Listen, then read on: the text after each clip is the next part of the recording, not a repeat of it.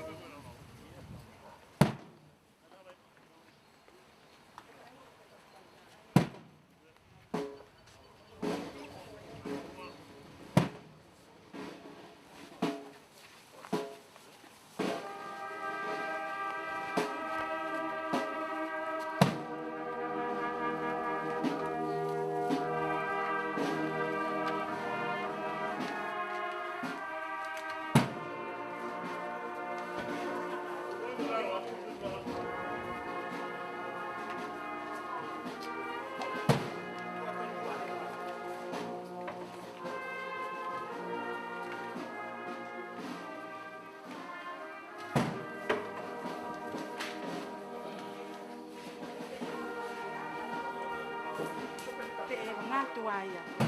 Nita, ke hao he. Ke hao.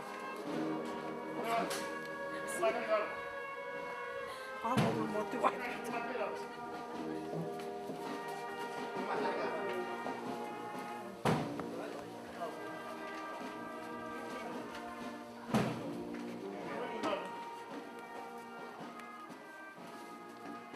Anda con me akdo rumah.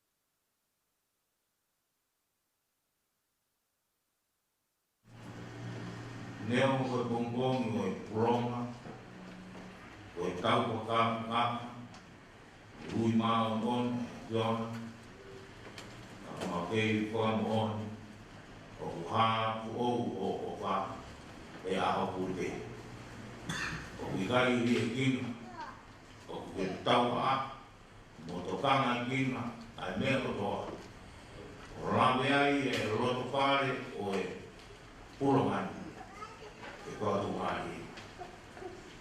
Mau panomo, porgora, li e same tua makma, pongpongini, ai tawanga, ai roto pare o e pami. Mea eni, Luciane Luan, Kawamor, pare o iti, e mi sa maroro, kauma o kauyang, o iti, pare mata pule, ai kau taura iti, pe peke, rongo family, pe peke kana, Emi ke uitou ka mai ki whanau kaya. Whahu e moru motua. Tamai mak, mau kei whakai pe a ho o wha. I e mau mak mea. Kou a koen, leo mō ku inuaro i whonga. Mau whakata. Hon, tui ke mina whai o tamai o iti. Me kamata anga ko koe nai anipa. O au mai te whaos o te whanunga no tāko ki. Nai whaos te mea whiona. Whawhau i ngāhi prai mai ana tuku ke te ia. Ke whawhau i. Kua honi. Ko huke mahaku. Ko tuku ai tau. Ko horo aloi whonga. Ko tupe e ngahi e ko tino a ngāta mo ngāta ka. Aho, o i mahalo ro, e whanapata o i mai, ofa ka boi a whiona. Kua mak ni nei. Pone ai pe a kinte rika. E ne lawe ai alofa mo i taupiri e ngahi lelea a whiona. Tene noko e pe he whare o si o a rau i tuonga. Koe o mau, tene maru e whakape ao, mo moia, langi o me ponga. O ne whai patokia, langi e tona. Ko le pe ao o meru no ma o i tatai ana mai ko toa pe. Tuka ne o whak, ai hou i ki ka mai whanakatapu e. Ai ulu motua ka mai whahu, ai ongo family ka mai kai rotu, ai kau taura i ki ka mai sesi, tu ke mau inas, ke pelino ai apion, no ma kuma o te tai ana mai ko tope, tape maro i e whape awa kai mo i teu, whakaheke e kau ne korau. Ui tau e ka mai ki whanau kaya, whai atua e whamaru o ngai alo whare ahon, pe whai ma hoi pe, rotu. God is going like that, no more Jesus Christ, no from who. Amen.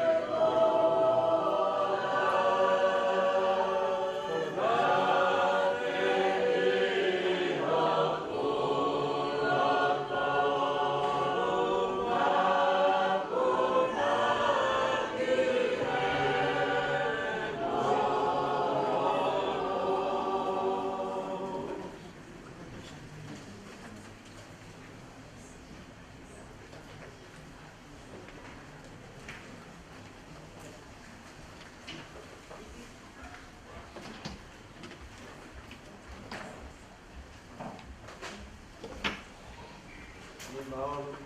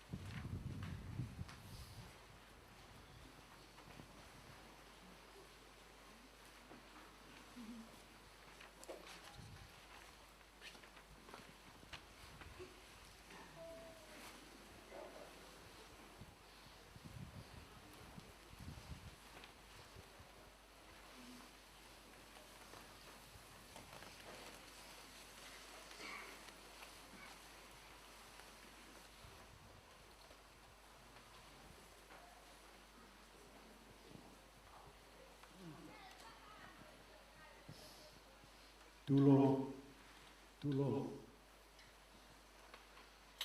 Matapuki afio ai tai hamai.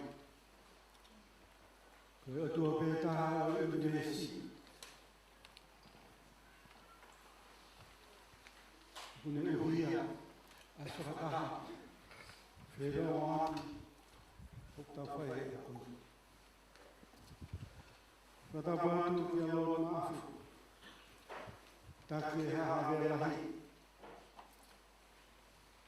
Ka koe tokoni parei alo tonga, e kure ana tonga. E he ono hoa, leiti ruakamana. Lord Maya, eiti Luciane Nuan, moho eiti. Patapatu, amasia a. Loto ani, o maa. Taimi whelau ki hao. O hata whenu. Pada pada di Palestina, siasa itu, bagi kau fanui magai. Di Palestina malu, bagi kau saya bayari. Muha atau lagi, atau kelot. Pada pada di kau minista, kalau ni kapiti. Bebeke kau tak ngau ke CEO ngai ko tunga e puri ana bebeke ngai kuate business o fono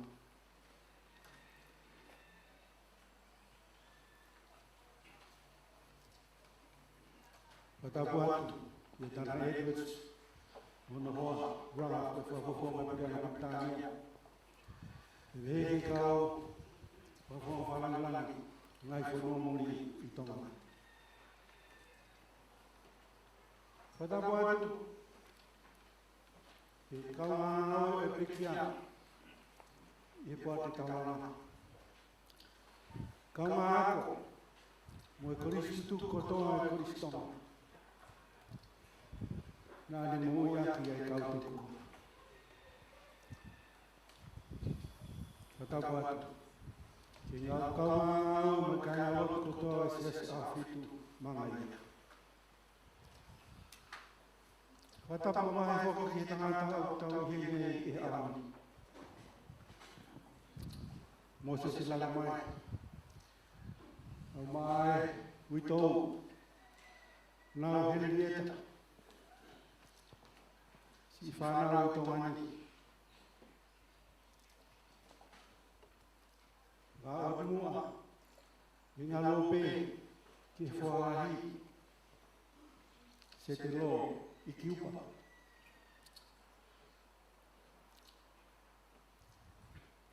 Kau tu faham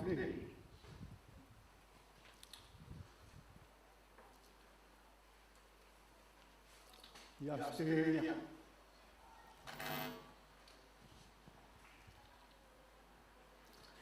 Como se lalaway, ko takile. Ko to. Ko vai ficar o vaco se no carro. Ko ensinia.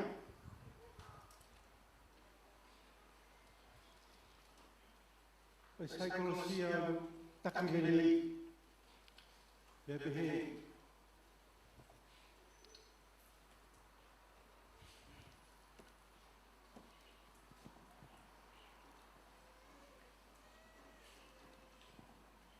kita tak boleh faham.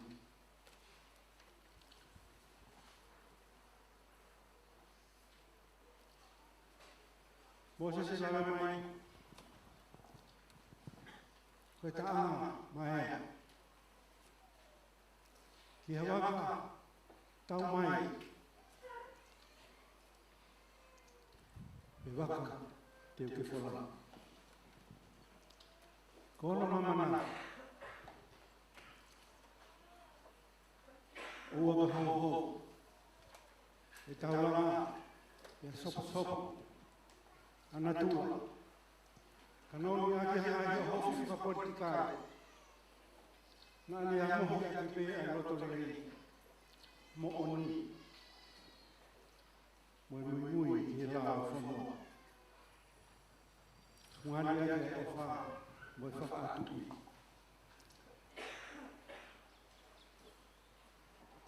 Kengai makatu ngai o ele fai wa ola mo ikuna.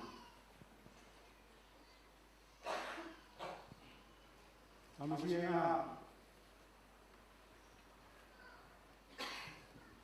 kore fa bolura. Tubewa kita buka kui. Antara afak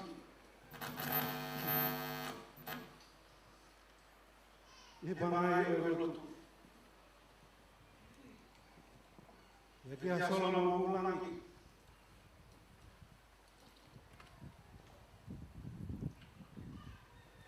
Aku ini malah ini. Kalau kamu mulai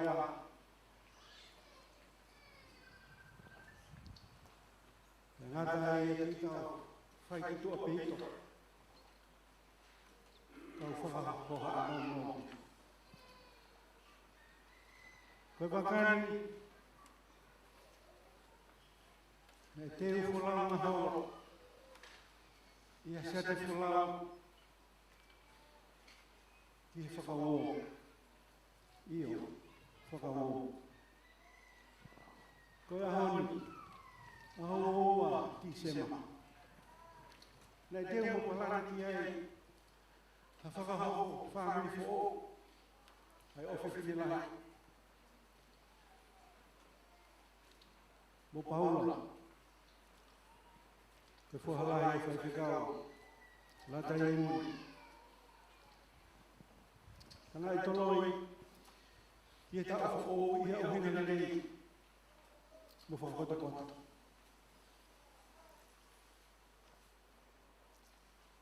Tanga e mawhana.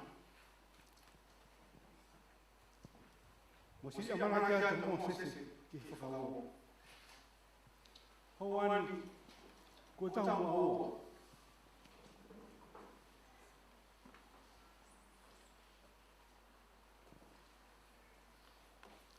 Pure pe otro.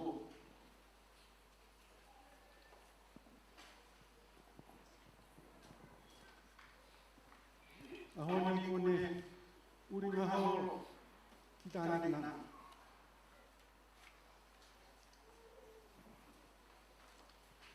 Manusia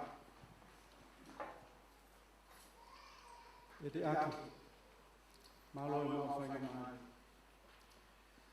Whakamanore ai ara na kua tengari.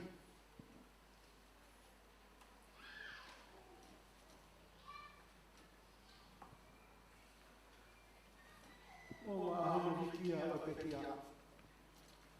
Ka te whewhe. Koe aho eni o hona wakai. Ko kore atu. Ta whawhawhe mai ia. Moe langangi. I o tua mafi. Lewe malanga ka tau. Whawhalehi ki whāke wā mōkoni. Wagianga mo fuma onorohi.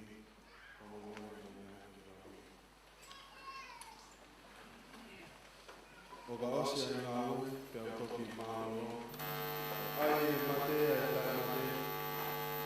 E tau sino o whakamoe langi, ono whawhonga e mari mari mari. Te ukiloia, iloi hono waka waka. Nata whao hono lima, ta whianga e tata. O ka ose ai ka wepe o toki malolo. O ai e mate ata e mate. E toki sioko whakamoe langi. Ano whawhonga e mari mari mai.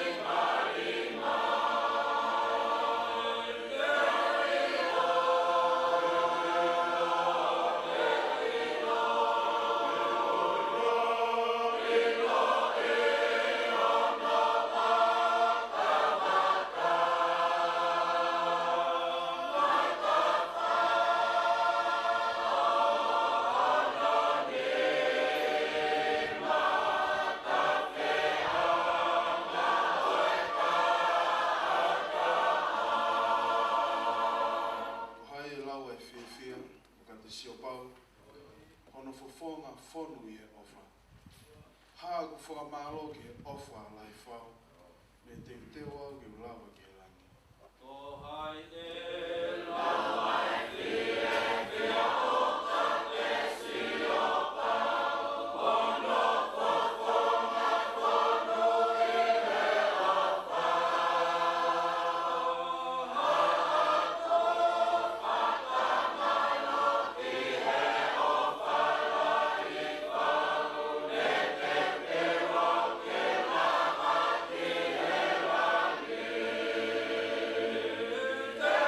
Te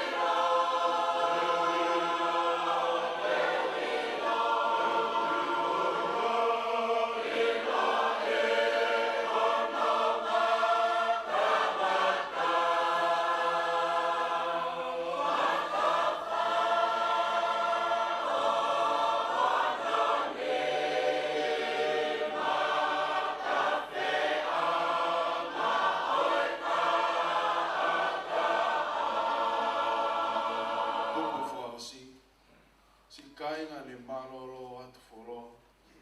E do whakataha whiawhia iai. Nea mo be whiawhia ai o kuloto mo toa. Te whiawhia be ke sisu iai. Si kai ngane malolo atu fuano e toi whakataha whiawhia ia.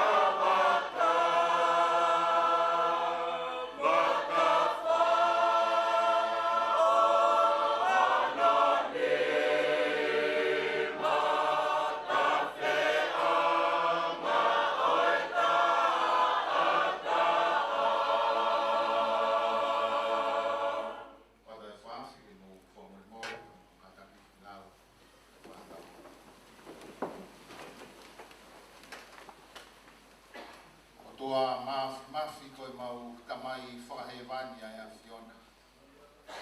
Koe o tua koe o e kamata ngā talo nei moa o anu mai ki a hoi. Koe o tua koe nā ke ngau hi tangata. Pea tomu aki i ho o whakatupu ai whahinga i tangata. Koe pere o whina e a Fiona. Tā longa pe mo e hou mama e ang halaki o mau mama ni. Ne hoko ai ai whaingata a ai mamahi. Pe ao ki he hoko mai ai mate. Koe ngahi nunu ai a o e hoko mai ai ang hala. Mau Lamta puaki eiki ko e whakakoloa pe mo e whainga maari o e koua whakakoloa. E neo mo beo mau mau ai whainga maari e koe ni.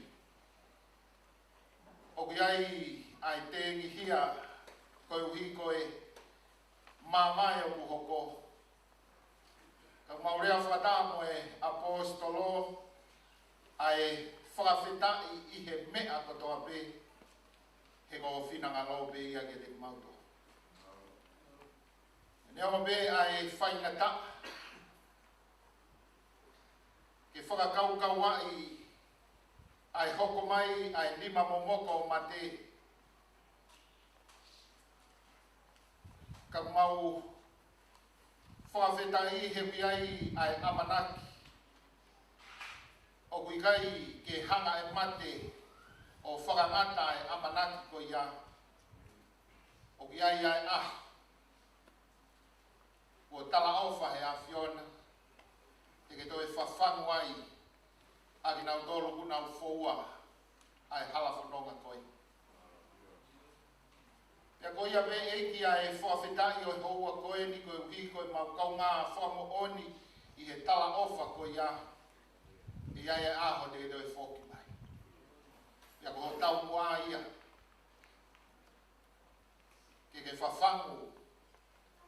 Aki nau tolu ko toa me ku nau whoua ai hala koe ni. Ia mau ānau meria ai i aho koe ia.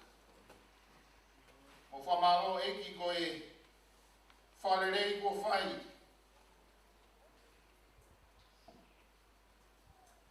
Maaf, tuku iau mahi. Ka mai hou eiki o e whonua. Mau kau whataha i e houa koe. Kusea ka mai toenga o e hou eiki. Mau kaunga kau whataha me eiki i he whiawhia koe uhi. O e hoko mai ai mate ke ne whai ho mau whataha i. Ka koe amanaki ko ia ko ke hanga tala o wha. E ai ah. Ko ia ai whawhie maari e mau whaamu. E hanga he loto ko toa pehe houa koe. Ma loto eiki koe uhi ko ho se vani tibia mo e folofola. Amanaki kene vahe koe uhi koe houa fua koloani koe mauloto pe ia eiki. Wa tau ka te ai tānaki hoko pēko ha whakawhia maari i hoko atu ai whanonga. Whai tāpui kina whataha ki mau tolu eiki ku mau te fua e saione o e a Fiona he houa koeni. O mau whaamu peia e hoko mai halau maari e whakakakanto ai whatongia o e houa koeni. E mau whawhoko toa ai a langlangi he ko o toka taha peia ai langlangi ko ia. He maulo tū mo mau hui he huafa peo si sukla isi o a loka ko ia ho mau wha mohui. Amen.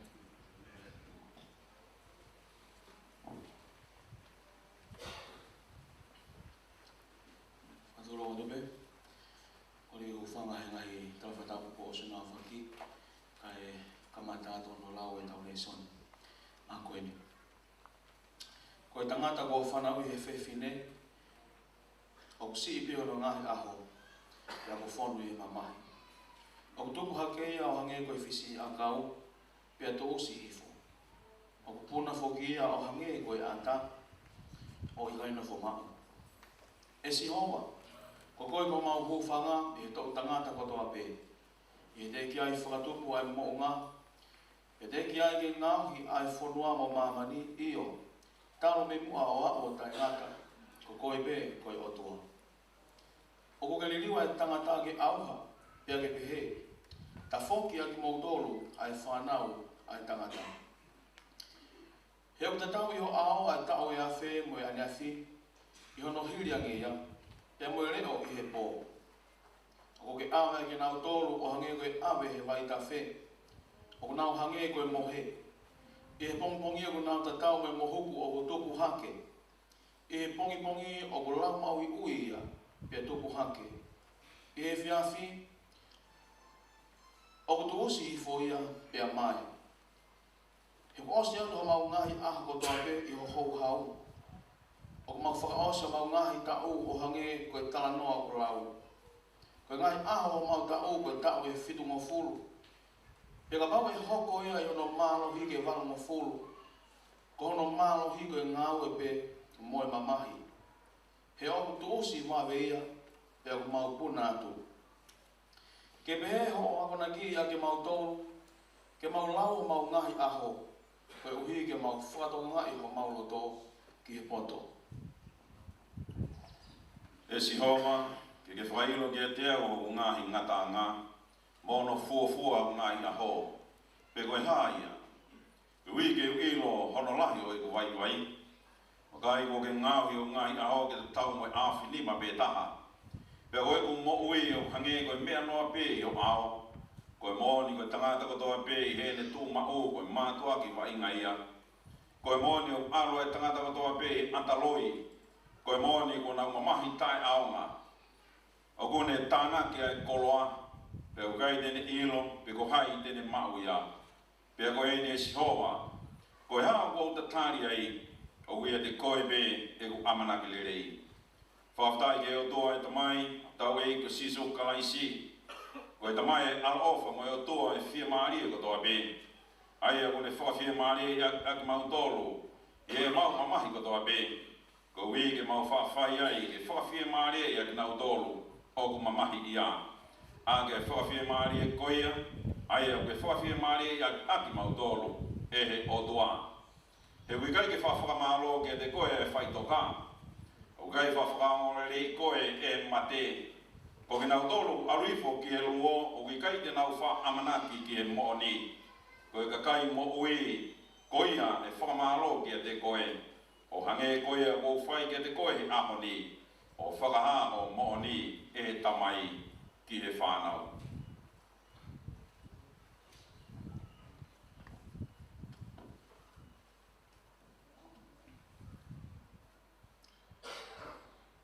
O ku ngata i ai ai whakamamahi e kau o ngahala. Ia mālolo whakataha ai kau pōpula. O ku kai ki nau ngohi ai leo e whakamālohi. O ia ia iki, mo la lahi. E tawa taina ia tamai o iki me ene iki. E o ilo e kakai mo ui te nau mate. Ka kasi ilo ha mea e mate. E kai ke nau kei mao ha totongi. He kua ngalu o nau whakamanatu. Ia koe nau ofa, mo nau whehi a, mo nau meheka ko osia. Pea ui kai te nau kei mao, ho nau tu whakanga he mea ko whai he lalo la a o tae ngata. Koe ko tupe ilo e honi mā ke whai, whai ia a ki ho mālo hi ko tōpe. E ui kai hanga aue, e ha whirioki, pe ha ilo, pe ha poto i whai toka aia o kuke alu ki ai. Ka mate ai tangata o whaau ke osi io, o whanonga ai tangata pe ko whaai, o pehe, o kutokoto hifu ai tangata pe kai toi tupu, e mohe kai ua ke more ai langi. Ka bau e mate ai tangata, e toi mo uia, ko ngahi aho kotoa peko ko tofa kia te au, te utatari, ai kai ua ke hoko hoku liliu, te ke ui au, pe te utari koe.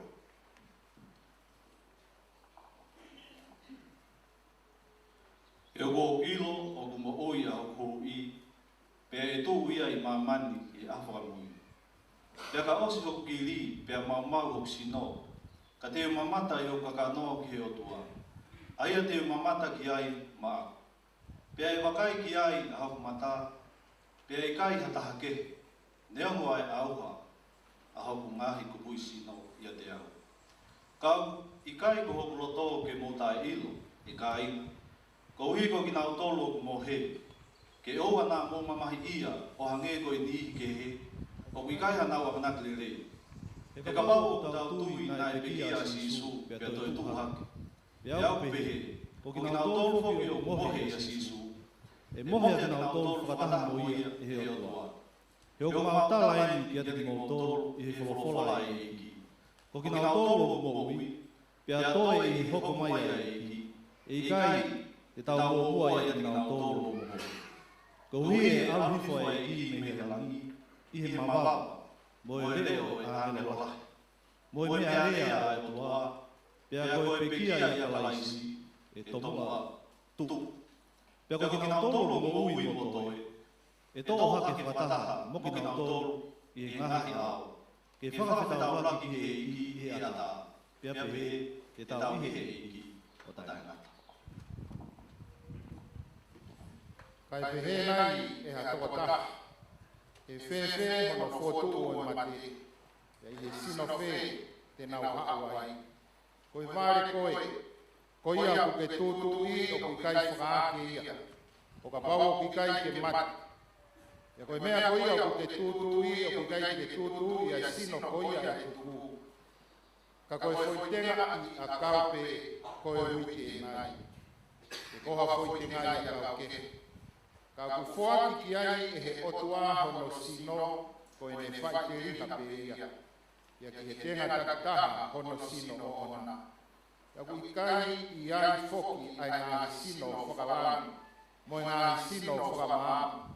Ka ku taha pe ai nau nau o e whakawani, ia ko e whakamaamu ku taha ki he ia.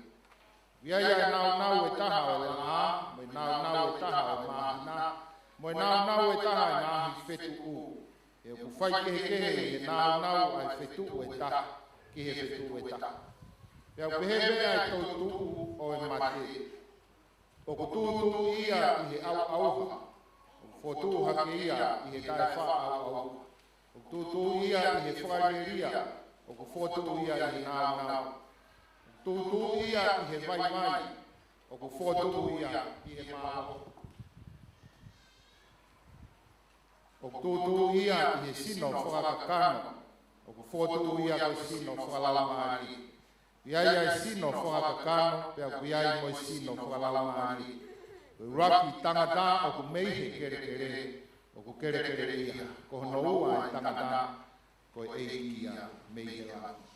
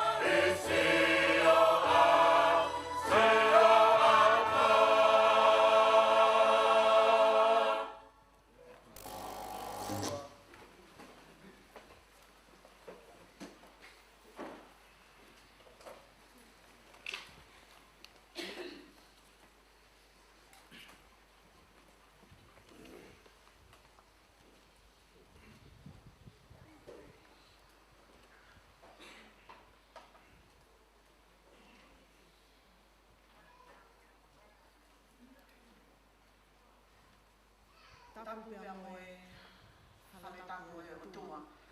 Whai ai tau whawhia ngai maunoni. Tapu pia mo e poto katapuni. Ko kone whoki o whatango atu ki a Lord Maafaka e Mahanoa. Lord Maea. Ki he whahu ki a Lady Luciani Luani.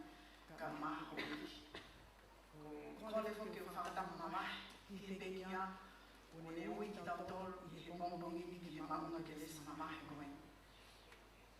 O kole atu, ki he kuwhanga mua, i he tama whatapu kakato, o e lo tūpia mo whanua.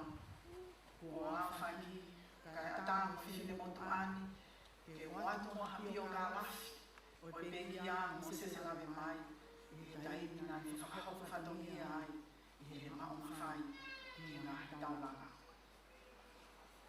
Ang tahito agos, nahihiba-hiba, naifutua ia mo se lawe mai ki alakanga, ko e pule, ki whakalele, ko ngahingawe, pe ko e operation manager. Hilia e whakahofa whatongia, i pange whakalahalaka o tonga. Lama tēnei mahina e ono, mai kakato, mai ngahi whotutu whakalao, whakangawe, ke hoko ai mamawhai ki ngai taonanga, ke ne pule i whakalele, mai ngahi wafu i taonanga o nukamu wha. Ai o ka whakahofa whatongia koe ni, mai whai pia e potunau e malini, ai pule anga. I he tao hua awhe, mai whotuia ki alakanga, ko e pule paangi, pe ko Chief Financial Officer. O ne tokanga e pule i ngā ngau whapaanga e mamawhai. Lolo tonga e taimi koe ni, ko i ko ne tau ke ngā ue mo whalalaanga, nā ne whaaleo leo pe i alakanga ko pule lahi leo. Ko pule lahi leo leo, pe ko e Acting General Manager. I he siulai e o wafe mātahataha, nai whutule mai, a mo sesalawe mai, ki alakanga ko pule lahi. Ai a ko pule lahi ni hono tolu, i he hiki koe o whakutunga mamawhai ki ngā taonanga. Pea mo whiwhi whakahame, koe tālu e mālolo a mo sese mi ngā ue, o kei whai mo sisiri, pea iai ngai hataha i whiunga, ke le mi hoko atu ai ngā ue mā o mohonga, nai whakahoko mo sese lami mai i mamawhai ki ngā taonanga. Kai ke, nai whakahoko mo sese ngā ue, mono pule, mono whakalele o mamawhai, ki ngahi taulanga, te koe taulanga ni wāma whā, mono ngahi wafu, i tau e whā, pe hiki koe a, pe toi whaloloa, aki ai toi tapu e whā. O ne whahoko ngā ue ai, pe alama ai, e ngalea pau ngā ue, pe māloloa ai, mao pe msesela me mai, ai pāle koe mālolo mi ngā ue, aki o mahi ngā mālolo, i ako tolu noa o sune, ua noa tahima. Koe kakatoia, ai tāko tahima mai nai o fulu, e ne ni whakahoka whatongia i mamawhai ki ngai taonanga. Lolo tonga e taimi ngā ue a mosese, nai whomahino au pito pe, nai ngahi whakalakalaka, nai hoko lolo tonga e ni whunga whatongia. He kai ki toi whakaikiki ia hi o tui, o mō mea to pe mutoro ki tukunga, o iai ai koa te taulanga, mono ngahi mā tāwhanga, te taulanga i wakuwha, ka uwhia lane te ki ngahi me alala, o mōpe e whiwhine motu ane, lo tonga e whakahoka whatongi ane, ko ngahi maka mai i leia, o mōsese lawe mai, lo tonga e whakahoka whatongi ane. Koe ulo aki, koe kau ngāwe, pui mai ngāwe, kau ngā toho palau, o mōsese lawe mai. Nai whumahino pe, koe siana, nai anga moko moko, whakalongolongo, nai lea pe ni ngāwe. Nai tokanga i kina, ai toenga ka kau ngāwe. Nai mahino heni, nai hanga o whakahoko, nai ngahi tutu uni.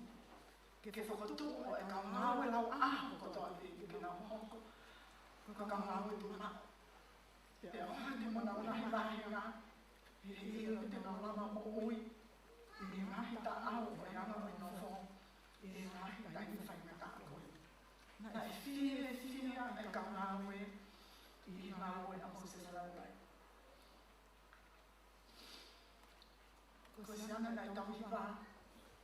Kai ke ngata pe ke tau ngā oe. Kai ke kau taki o te ule anga. Pe ki he ho eiki o te whanua. Me ha o pe ki whanela. I anga e whakawhea ngai o te whatongi. Ko ni whai o te whatongi a ki le reita.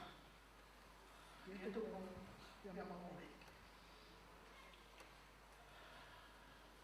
Ko ngahi o afu.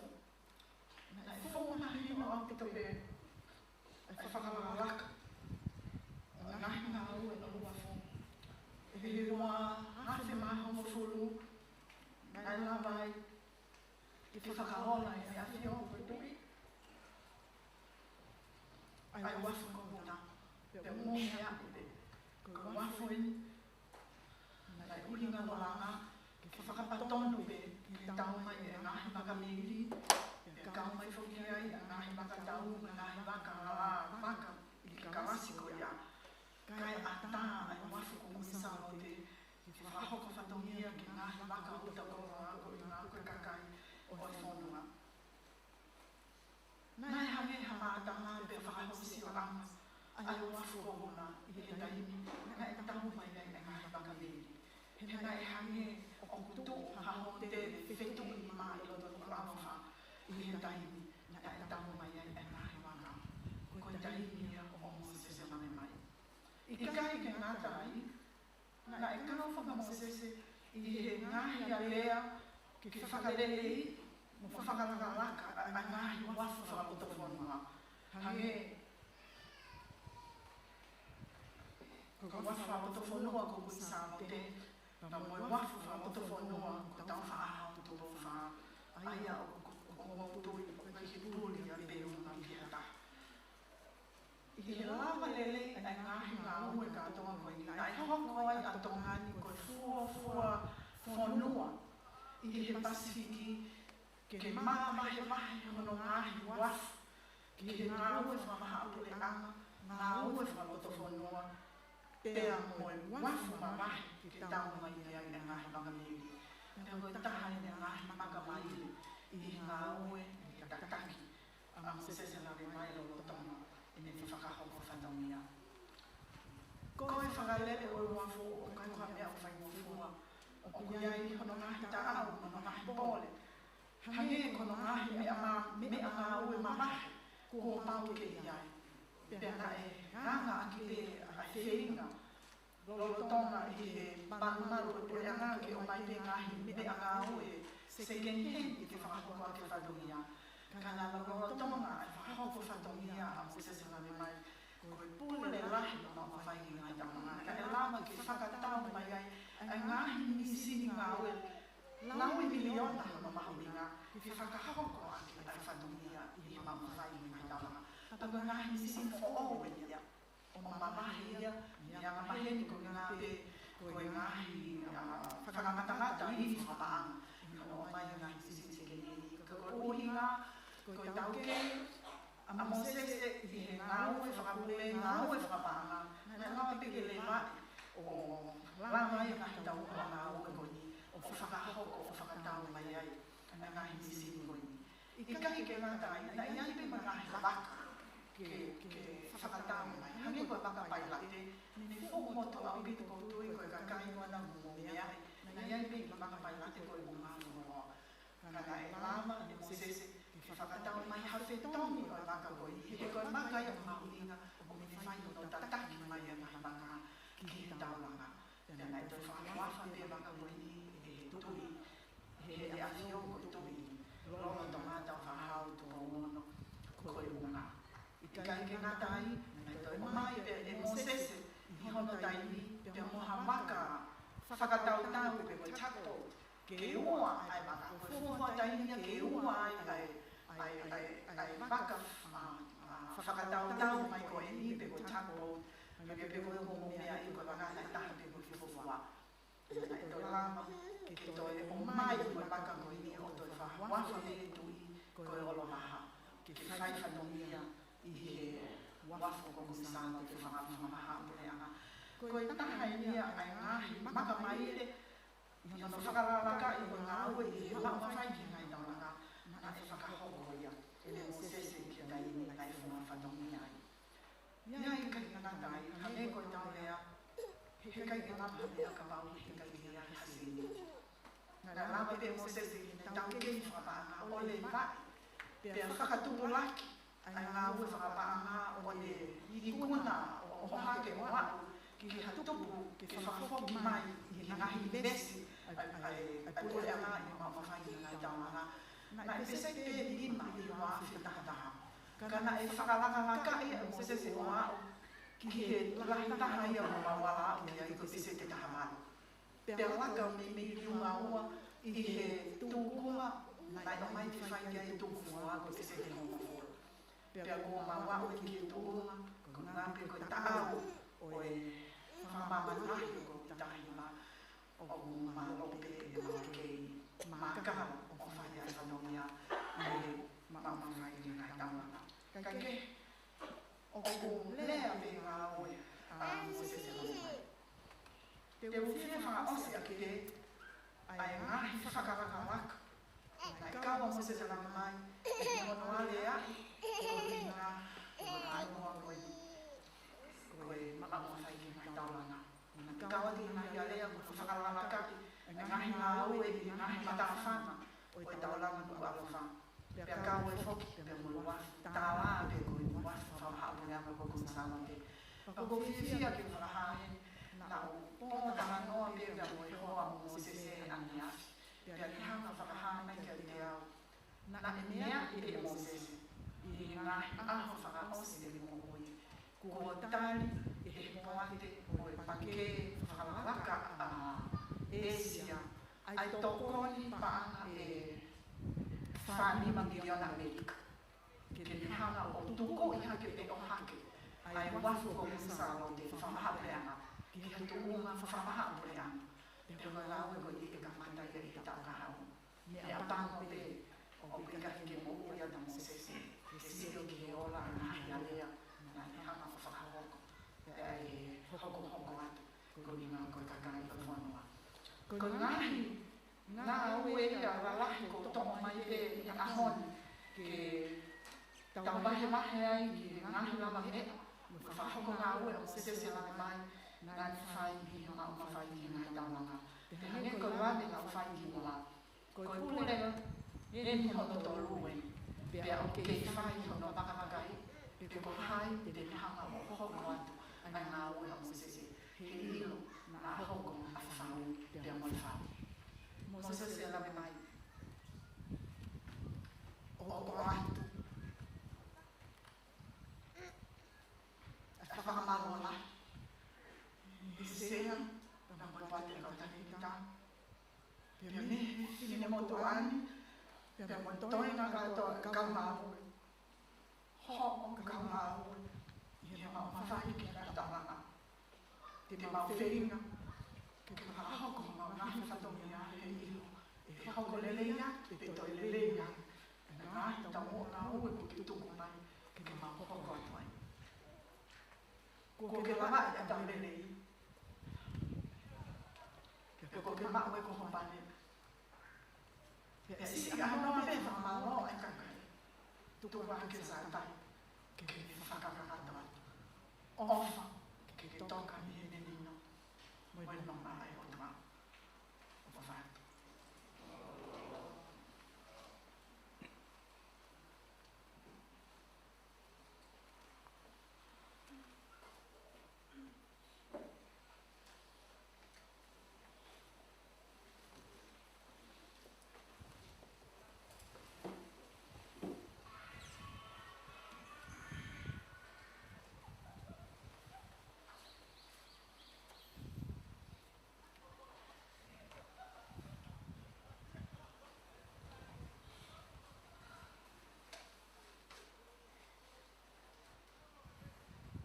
Tamu e whio ai o tua mafi i mo tau tonga.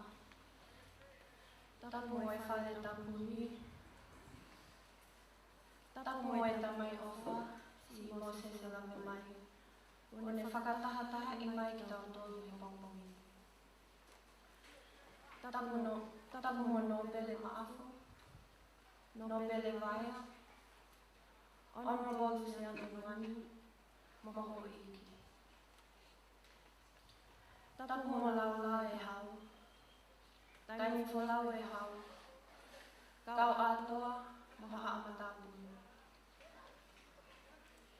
Tapu ki e hoi iki minista e kabineti. Mai kau taki ngau e nahi potu ngau e ule au. Tapu mai Palestinio e sias au fitu. Maha awai e kau. Tapu mai fahu. O matua. O ngā whamili. Kau ngā mea moe maheni. Kai ata ki o whakahoko atu ai pio kalafi o ta mai ofa. Toa nunga mga toto ko si Moses i lawe mai. O kua kore ki o whakahoko atu pe i he lea whakapilitania. Moses i lawe mai was born on the 11th of May in 1965 in Neafu, Ravao. His parents were Setelo Lavemai of O'ua Ha'apai in Kolomotua and Simulata Kai Hau of Ovaka, Vava'o. He is the second eldest of 4 children. Mosese began his education at Hilliard Memorial School, Mangaia. He then continued on to Beulah College and St. Andrews High School before completing his secondary education at Tonga College, Atene.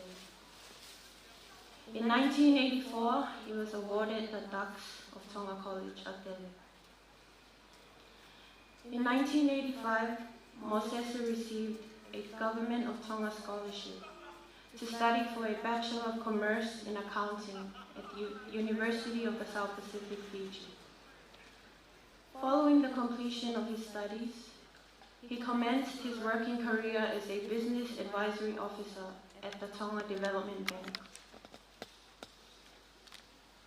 In 1993, he married now Henrietta Vete of Kolomotua, and they were blessed with 5 children: Setelo, Toatepi, Keitilani, Omeia, and Lauhea. In order to meet the needs of his growing family, Mosese decided to continue his studies to attain a higher academic qualification that would enable him to find better employment opportunities. In 1998, he was awarded a scholarship funded by the Australian Aid to study for a Master's in Business Administration at the University of the South Pacific, Fiji. Mosese returned to Tonga following the successful completion of his Master's to continue working at the Tonga Development Bank. In 1999, he commenced employment at Ports Authority Tonga as an operations manager. Despite his busy working schedule and growing family, Mosese always made time to participate in matters that involved his children's education. For many years, when they were still at Tonga High School Ngeleia, he was a member of the Parents and Teachers Association and encouraged growth and development of the school. In the later years, he also supported the needs of the Tongan students studying medicine in Cuba. In everything he did, he gave his all and his best. Dad would never boast about his personal achievements, but when it came to those of his children, whether little or big, he was very proud.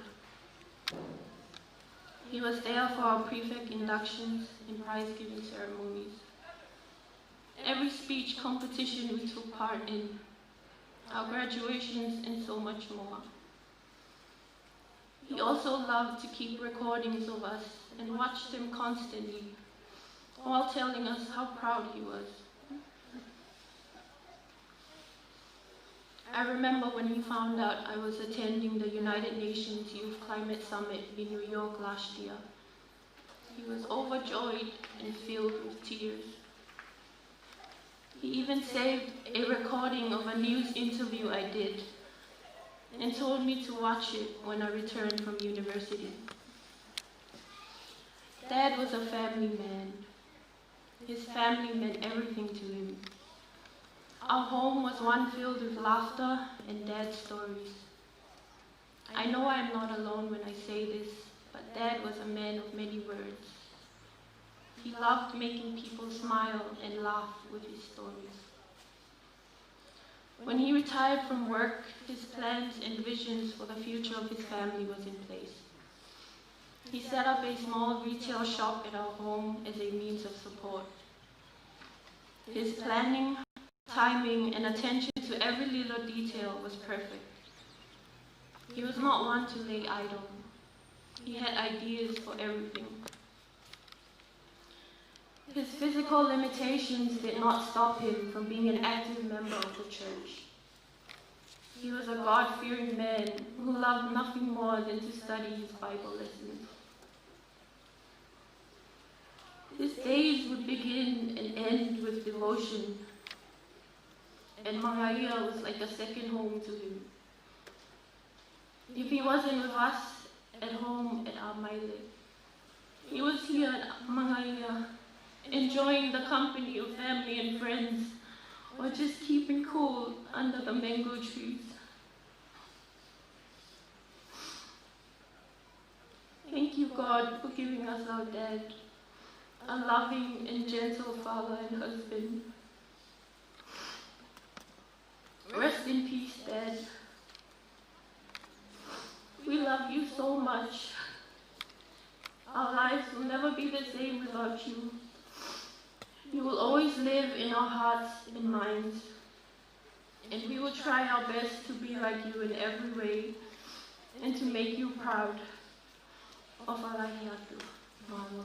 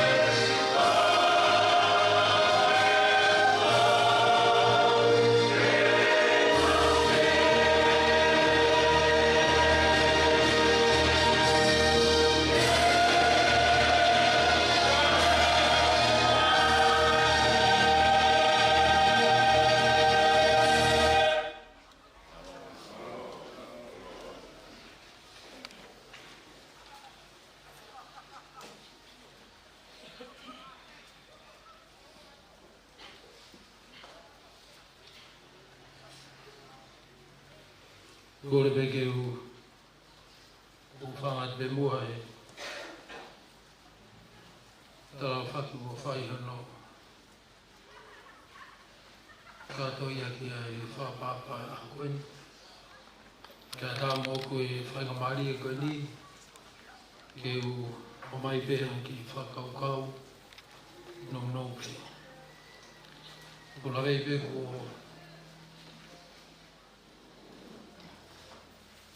o se taimi. E ko hui o kui henia taimi whalawa e hau. Te mātua ki tokanga o pita. Ko hui o taimi mea kotoa pe. Olo pe mea hau eiki. Kia tā mō koe whainga maari e koe ni. E whai me moha ki lawe sipe. Ko e tau sipi. Ai tamai o eiki pe mo e sipi whai to tonu koe ni. Ko ne ta tau mai i he pilikemi pe mo e whanonga anga koe ni. Ka wana pepe mo e tangata toi sa me. Whaangfu mao no pa me vesu ula ki. Ko toa ko tau hufanga. Na mo tau maloha. Ko e tokoni e mātua ki ofi. I tahime o mamahi. Ke tau loto. E o toa mafi. O mau whata. Mea heni ai ho iki. Ke mau whapapa ki e kalauni e whakatupu a hawawhio. Ko ne ta tau mai i e whanoa koe ni. Ua lau maari e maanu ni ke hifo ki mai. E ka mua e tua whai o mau whanoa e mālohe. Au maa e whawhi maari. Au mawhai toko taha mea e whiona e lau maari e maanu ni. O e ngai ongo ke.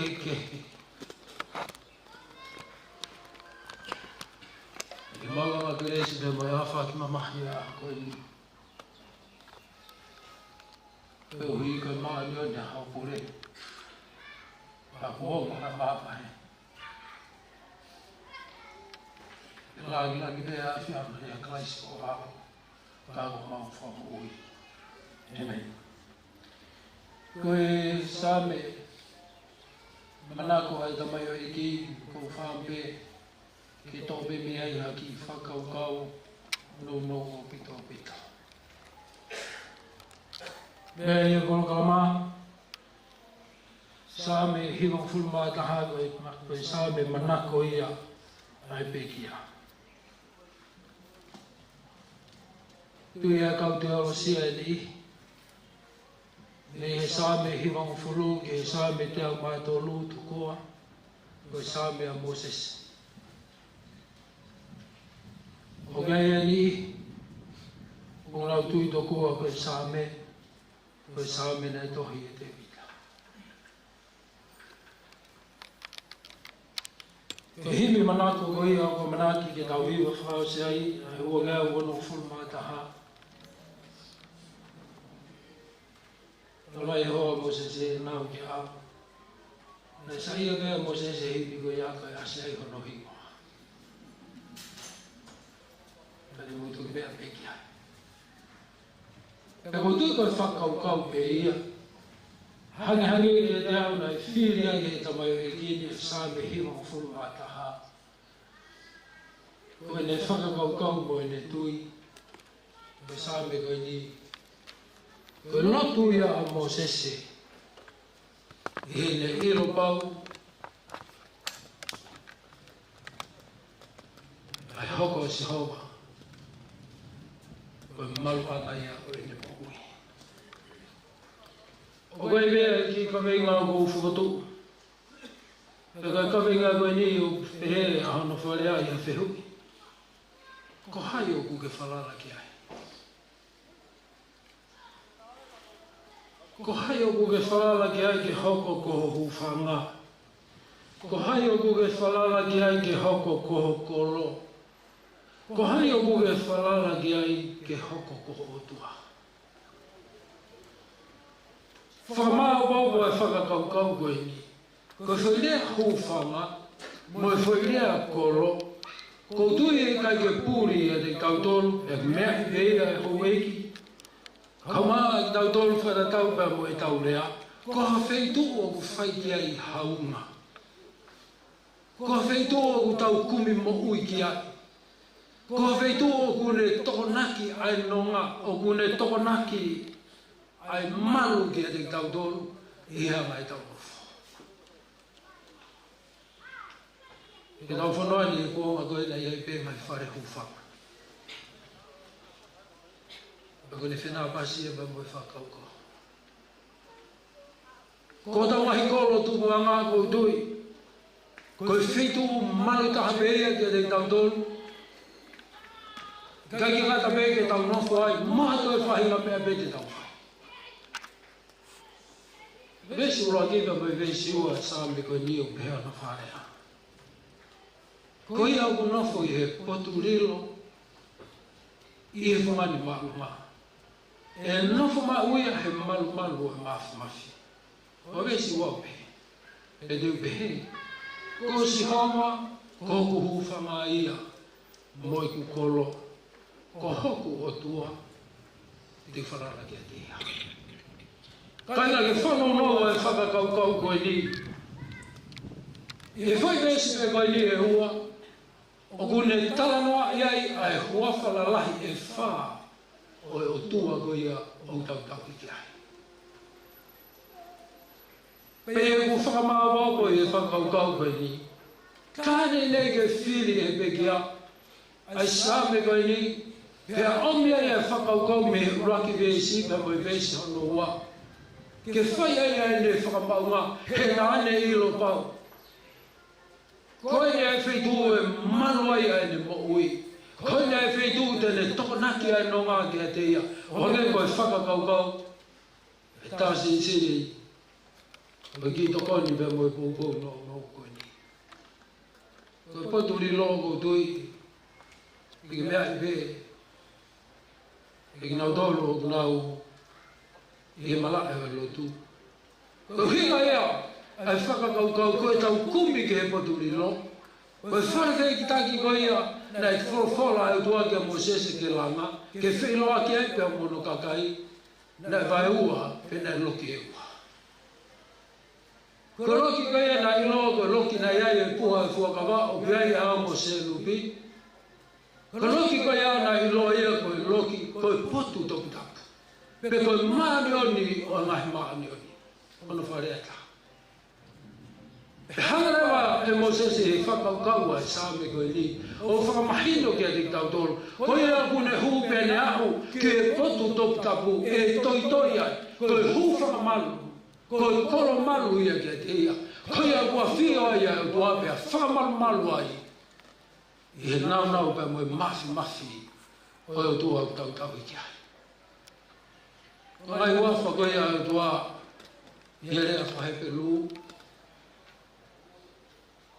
O kune kātoi e whakakaukau e rioni. O kia i e aosatai. O kia i e whungani maalunga. O kia i e rioni. Peka nai whakaukau ko toa ko ia. Kuia ko toa pēna e hao fisiki tua i he mo ui koni. Ai peki a ko tau mawai ai pe muia. Ngai o ngongo o whawhiwhia. Ai pio ka lafi o mo historia ngā ua. Kai pehe i whamiri ko na omi ki te kautoro ni hama. Whakaukau e sāme koe ni. Mana kore peka nau. Omi agea ki tala noa. Peka mahi lea e ka mai o e kini. Mai mo miniti wha osi. O ina whiohi. Ki mua pane tatau mai. Tala noa nau e tu ona iai e toka tahani. E ai. I he taimina nei whanmaha ki ai. Nai o whongi e Mosese ke na ki tala noa. A manaki ke nau māra o loo. I he whiwhiko ia. Ka tala ke Mosese. Umāue. O papau bebe umāue mea kotoa me. O e whaosi o enderea i he whiwhiko ia kia nau. Mana tui e tau tokoni ke te wharahi o tau whare lotu, ke whapapau i wāwe ke whaiwhekau pe o si mate. Koe whahinga mo ui, o hangei koe whakakaukau ko mai te ni tatu. Nea wana i loi pe mo se ia, he kai lo loa hana. Kana e whai pe ono kotoa e mea nai ni tui pe nai mo ui aki, ke te whapapau i pe. Awa tu e na tala noa i a e tāna e whapapau i ane e mo se si ngā. Nau mana tui ke. Ke kala ke si. E ngai mea koe. O kou tātu. Hala i ono uhinga. Kou i koe e ai. Kono fuharahia. Pena e whia mau pe ia e mo se si. E ua i whikoi. Ke ne whaka au pe kia se. Ke wana ngalo e ke ia. A ngai mea koe ni une mo ui aki. E hui a kua whi hui e taim pulau e hau whai lotu ai se si. E toi ai nai ha mo se se e whameli. Taim pulau, kou whi whapapau i ati hao ni tūtū lau mea nai whai e pe kia. Hake koe e kua tala loto tia i e whanau. E mo e pore taki mo nau whai e ani te nau mui aki. Ai mea nane mo ui aki. E hoko ia. Ko hisa o lia e whameli. E ke hāsino ia. Ia te ngā toro e nau. Ko mo se ko whai whekau whakakona. Tai ko toa pe ko mau whai ka maari e ma tala noa i po ta mai eki ko ni. E ne tala noa ki maa ia. O tangi e ta mai eki. Nau whakau kaulai pe ka hae mea tangi a mo se se. Mana kumilo pau. Na ilo be mo se se ia tu unga ke se le mo. E ke peke wholua. Kana ne ngā ua ki a rea koe ni whewhau, ko manga ia, koe api pe ia ki te au. Pe mo mau whameri. E ne haa pe ia i he tala noa anu pio kalafi. Ko ne pūri pe ia maire i hona wapi, ko manga ia pe hona wapi. Pe ma taha e ne ngai ia, o ko hou mea manga ia koe whae ki te au. Au i kou whatumtum, si pe kia e pe kia, pe kai alu ki hona amiki, ke whaosi me iai. Kasi whai pe, ai ne whakamuki, hupe mua ki sa ione. Awe pe mua i mamaya. Ne taki mai anau pa mwe whanau. Koe ni e ai kona. Ka huea he mea ke tau mo ui aki. Pe tau mo ui ake roto. Whao si ai e mo ui. Koe manu anga ia. Koe ai hufa anga. Koe ai kolo ke tau hao ki ai.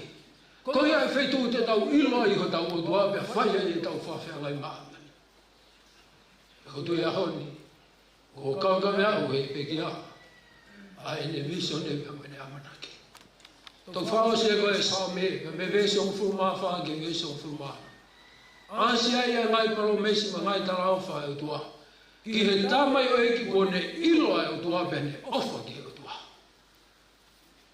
Ka kia mea e hamai e tamai o eki ko ia hini tau ki o whai. O ta tau e pe. Ngai mea te ne whimaria i he mo ui ko ni pe mo e whanoa ko ni. O ku whamo ni ko toa ia i he mo ui e pekia. Ko se se, ko whamo hoa ia e toi tata i pa estene i se si. Ke o toi whamalo. Ko ke tau e tau rere. Mene o pe ko ke hiki atu pe me peri kemi ko ni. Ngare o ku ke i si pe. Toi lahi pe e whanoa ngā ke whanoa ai. A ko whama pau atu ko te koe hauni. Koe ni pia e taimi ne ko tofu hai o tua pe maa. O ne hanga pe ea o whina ngalo ke ne hanga o whuatu o tuu ho tau wahi aho. E ke whanonga pe mo i ki neo o koe ki i taimi nau nau. Kai hoko ia koe koto fia fia pe mo i koto tāpu haki. E ko hui o ku kau mai e si hama. Nā ke toi toi i hono malu malu pe mo hono mafu mafi. E ko ne whamapau i e koe. Ai ni tau hi pe mo ni toko ni. Toka i anonga pa mai whia maari e o tua. Tawa ki hanga i ki o whaita o pekina koe.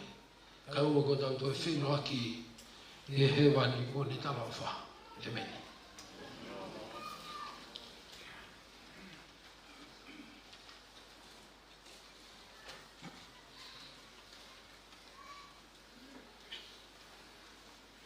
Folfolai mi ke whakakata wake e tau whakamawai pe mo sese i e hoa koe ni.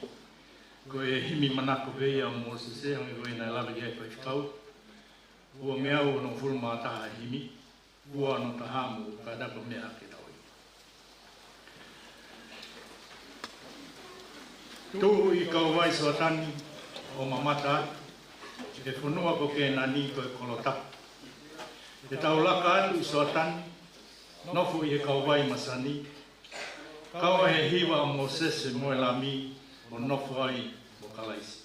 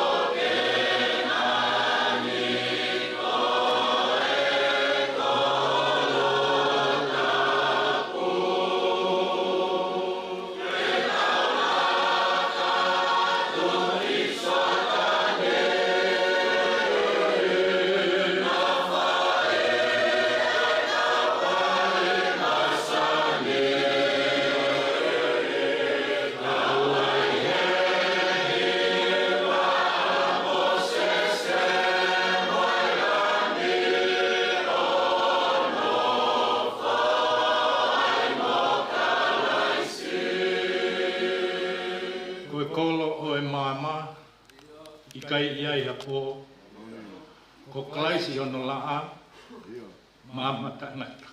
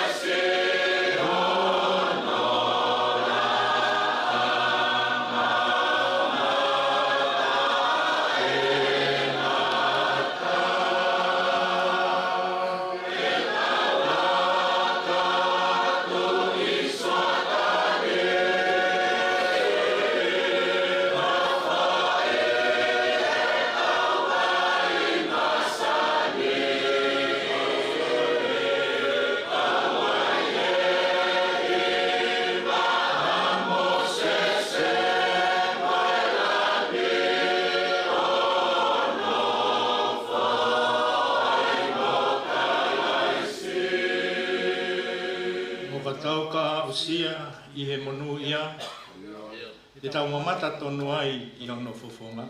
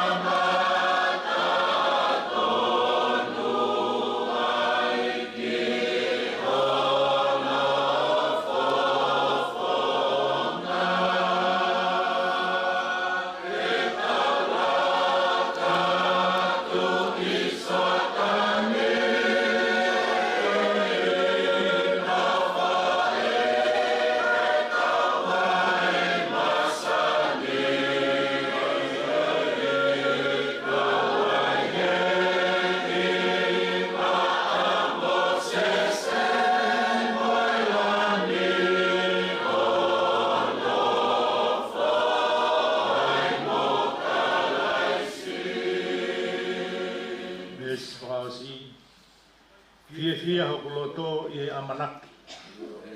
Laka atu ke kauwai tu i te nani. Yeah.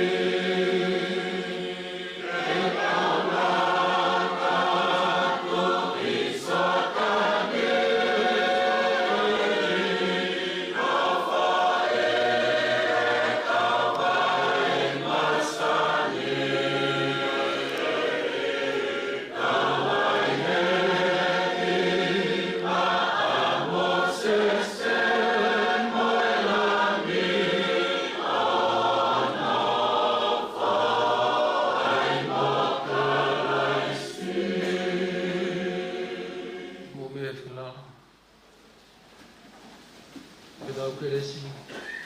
E tā koa ki mai ki mo tolu e se hova mo ne tauhi. Malama mai e nau nau mo whawhonga ofa o si o mā. Pake ne whaki atu e ne merina. E reisa nau e ko sisu kalaisi o whalahi au tuaga tau tamai. O e whio hea lau maari e mahana ni.